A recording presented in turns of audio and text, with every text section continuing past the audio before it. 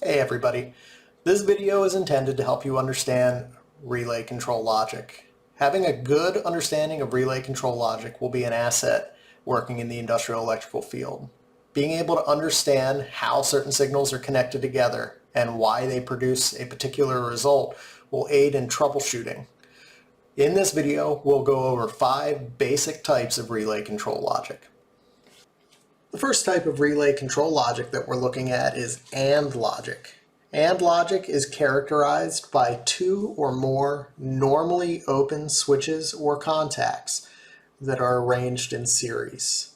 In this particular example, we have a push button and selector switch, both normally open. With NAND logic, both the push button, PB1, and the selector switch, SS1, have to be actuated in order for the circuit load, PL3, to become illuminated. As you can see, when PB1 or SS1 is actuated while the other is not, PL3 remains de-energized. If PB1 and SS1 are both actuated simultaneously, PL3 illuminates. As soon as one of these two signals is lost, PL3 returns to the de-energized state.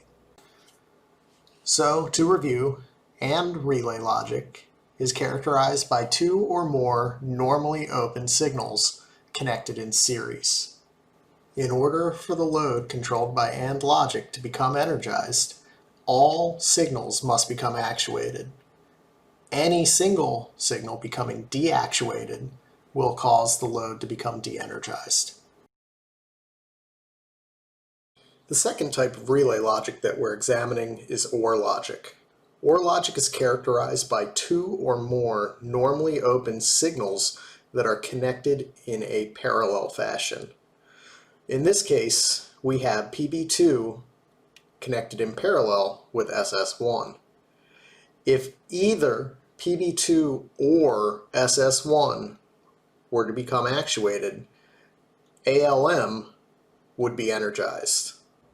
As you can see, if either PB2 or SS1 are actuated, the alarm will be energized. If both are actuated, the alarm will also be energized.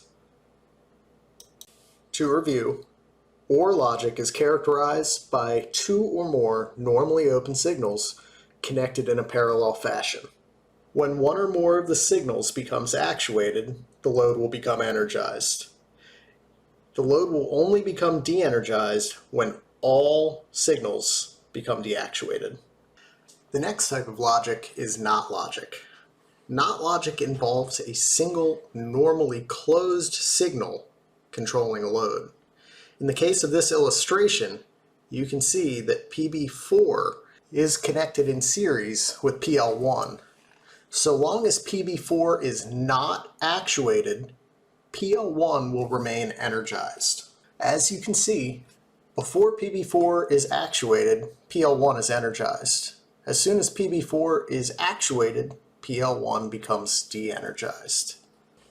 To review NOT logic is characterized by one normally closed contact connected in series with the load. With NOT logic, so long as the normally closed signal has not been actuated, the load will remain energized. When the normally closed signal becomes actuated, the load will become de-energized. It will remain in that de-energized state until the normally closed signal returns to its normally closed position. The next type of relay logic up is NOR logic. NOR logic is characterized by 2 or more normally closed signals connected in series. In this particular example, we have 2 push buttons, PB5 and PB6, both normally closed and connected in series with the load, PL2. With NOR logic, if one or more of the normally closed signals becomes actuated, the load will become de-energized. The load will only return to its energized state when all signals return to their deactuated state.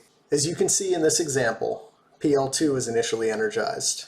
If either PB5 or PB6 become actuated, PL2 becomes de-energized. PL2 only returns to its energized state when both PB5 and PB6 are in their deactuated position.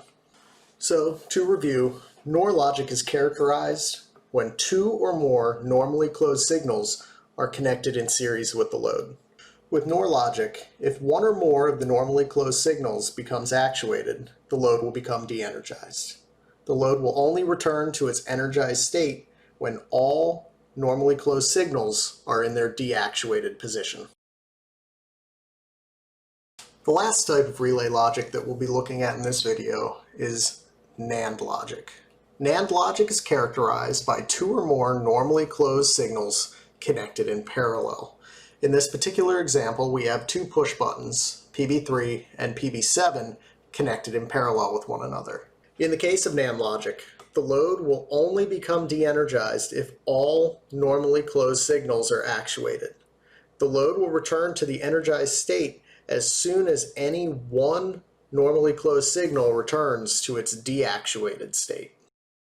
As you can see in this example, if only one of the two normally closed signals becomes actuated, PL4 remains energized. Only when both PB3 and PB7 become actuated does PL4 become de-energized. It will become immediately re-energized as soon as one or both of the two normally closed signals return to their deactuated state. To review, NAND logic is characterized when two or more normally closed signals are connected in parallel. With NAND logic, the load will only become de-energized if all signals become actuated. If any one signal returns to its deactuated state, the load will become re-energized. All right, folks, well, that is a basic overview of relay control logic. In that video, we covered AND, OR, NOT, NOR, and NAND logic. Take some time to become familiar with each of these 5 basic types of relay control logic, as it'll pay off later on.